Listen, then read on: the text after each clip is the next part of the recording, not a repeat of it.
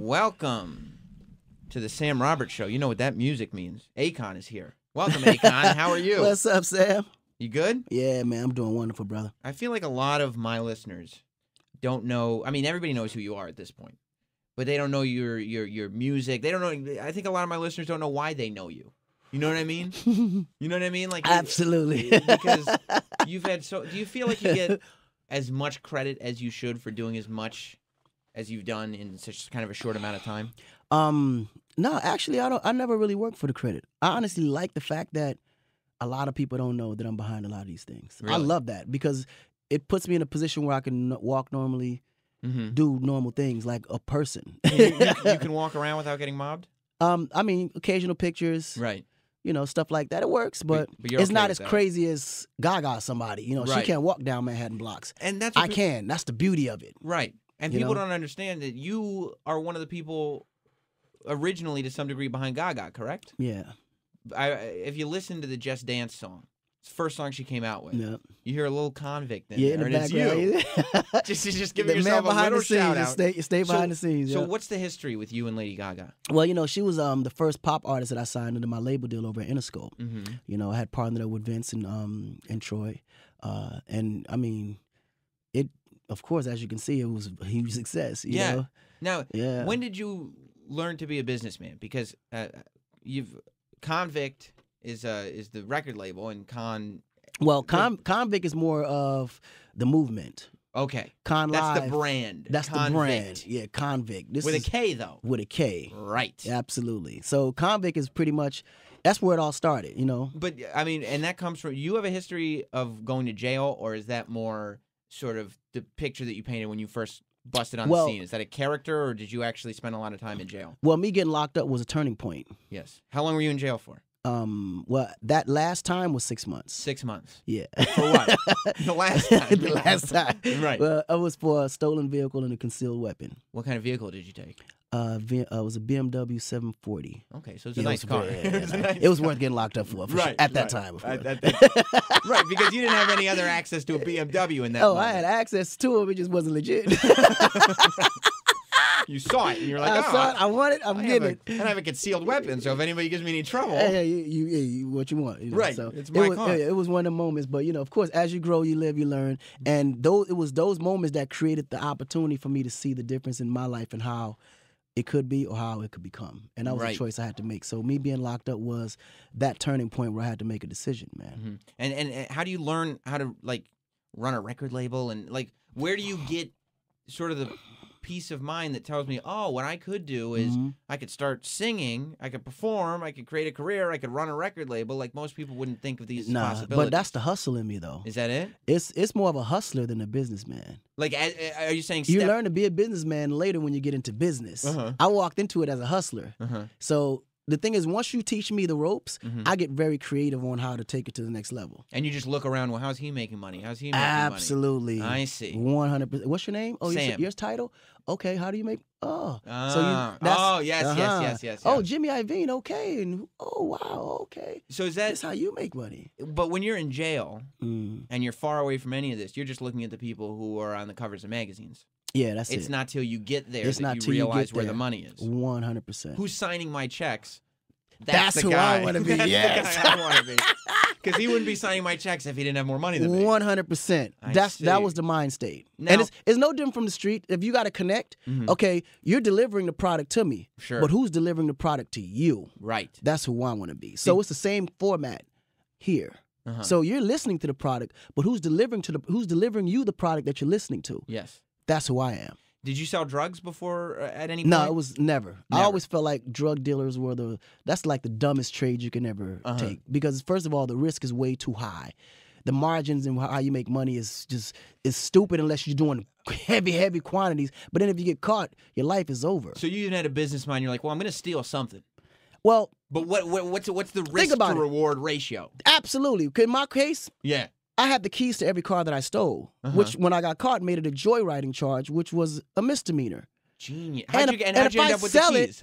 I make $20,000-$30,000 per car. Right. Whereas you sell a key, it costs you $30,000, but then you only make like $2,500 to $5,000 per, and you're doing life, and you might get shot and killed in the process of selling it.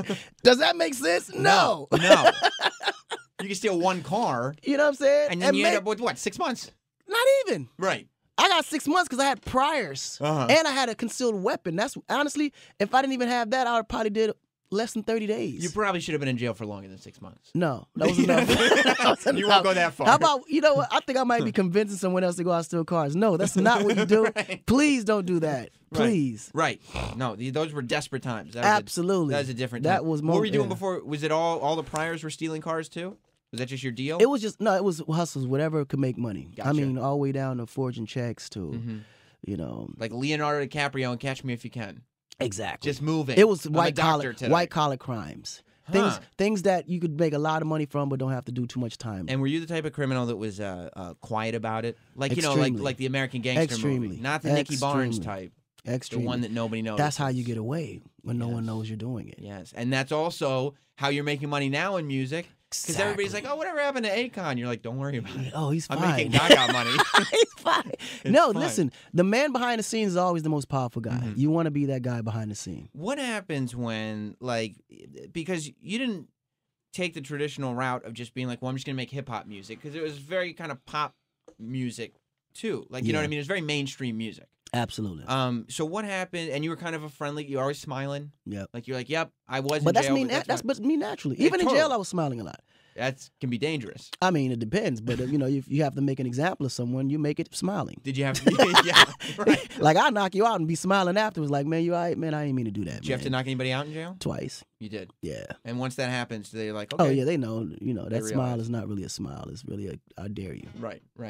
That's smart. So when you realize you're out of jail, you've made a successful music career, but you end up in one of these political moves where everybody turns on you, because you remember you got in controversy for throwing somebody off your stage, for everything, for going into a 21 and over club and finding out a girl that you were dry humping was underage. 15.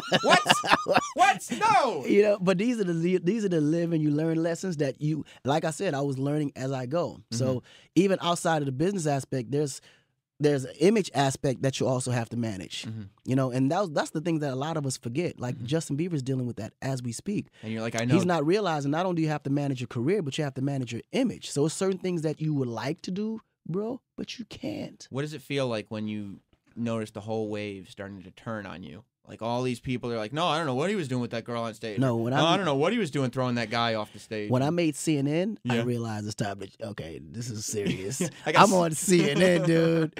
Like, time to step back into the shadows. I'm tripping. I really don't realize how large I am right now. Because sometimes when you get to that point, you don't know how big you are. Oh, is that like you didn't realize you were famous enough? I didn't know. Even now, I don't see myself as famous. Right. So it's hard. Like, they tell me all the time, dude, you can't just do that. I'm like, why not? Right. Like just now, you were like, you can't make stealing cars sound good. Yeah, like people are listening. You know what I'm saying? Like you got to catch yourself. You know what I mean? Like and you're sitting there going, really, yeah. You're sitting there going, why are people listening to me? I don't understand. Doesn't make any sense. That's exactly how it is. You know, why did you throw that guy off the stage? Was that rage? Was it just in the moment? Like, yeah, we're partying. Like, no, what it was, and it was so unfortunate for him, but I was just dealing with a lot of things, and it was a bad day that just was turning worse. And I think he was the icing on the cake. It wasn't even him, right? Because before he was think about it. We was out in the crowd. It was like 20,000 people. He's out there with his homeboys. He's having fun. And he's doing what college kids do. They show off with their friends. Right. It just so happened I was the example that he was showing off too. And I know what that is. You follow? Yeah. And I'm like, in my mind you, I still have a street mentality at that time. Sure. I'm fresh out of jail, dude, still. Because that was many years ago. Yeah. Yeah. So at the end of the day, it's like, oh, whoa, you going to disrespect me in front of all these people? Right. I can't let that ride. Uh-huh. But it was that ignorance, because I could have just literally let it ride because it didn't hit me in the eye. But my mind was, what if it did? When he was throwing things at the stage. Yes. So in my mind, I'm like, yo, what if he would have hit me in my eye? All I worked for would have been down the drain. He doesn't respect my grind. And that's just my thinking.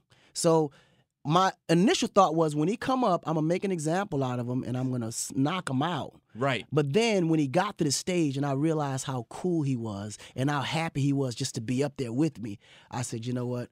I'm gonna take it easy on him. I just toss him back into the audience. But you put him in like a pro wrestling hold. You launched him up on your shoulders. In my mind, I thought I was just tossing him back into the audience as in giving him a pass. Right. Because I really was gonna knock him out.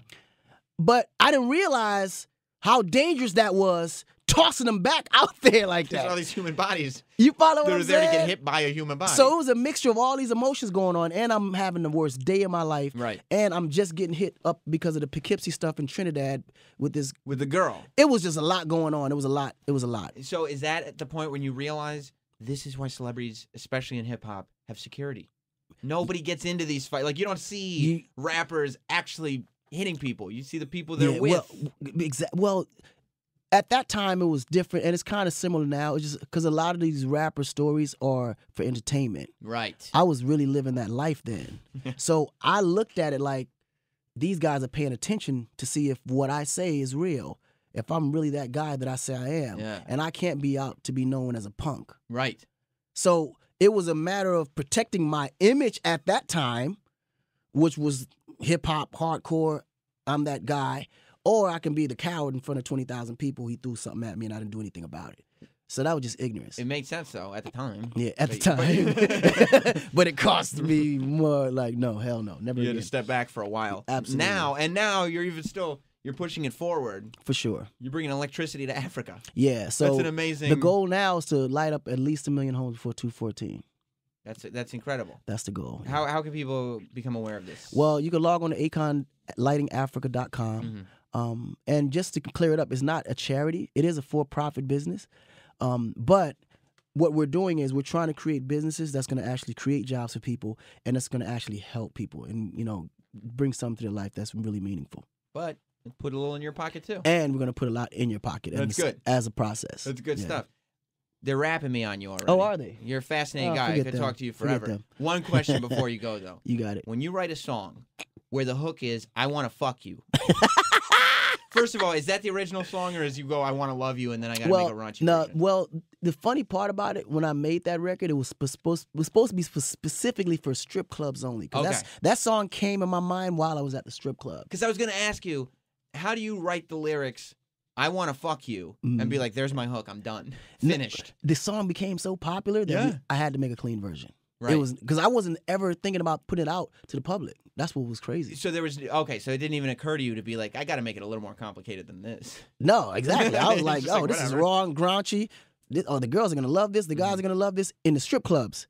I wasn't thinking that this was gonna cross outside the strip club and become a huge international radio hit. Right. Well, it was. It was. Well, I want to love you was, and now you hear from people they're like, those are the lyrics. Yeah, they be like, I don't want to hear the clean version. I want to hear the dirty version. Well, everybody, check out the Lighting Up Africa project. Where's the website again? AkonLightingAfrica.com. Okay. Yes. Get some lights on in Africa and some money in Akon's pocket because you're really hurting, right? It's really money for their pocket. Uh-huh. I'm good at this point. You are. I'm straight.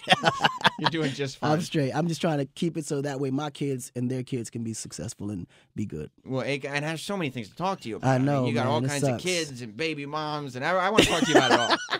But I don't have time because we are wrapping you. They're getting mad at me. Absolutely. I did notice, though, that Larry King was a fan of your... no, Larry's a great guy, man. Of your not being a monogamous. Because Larry was like, yeah, I'm there, too. Yeah, Larry got more wives than me. Exactly.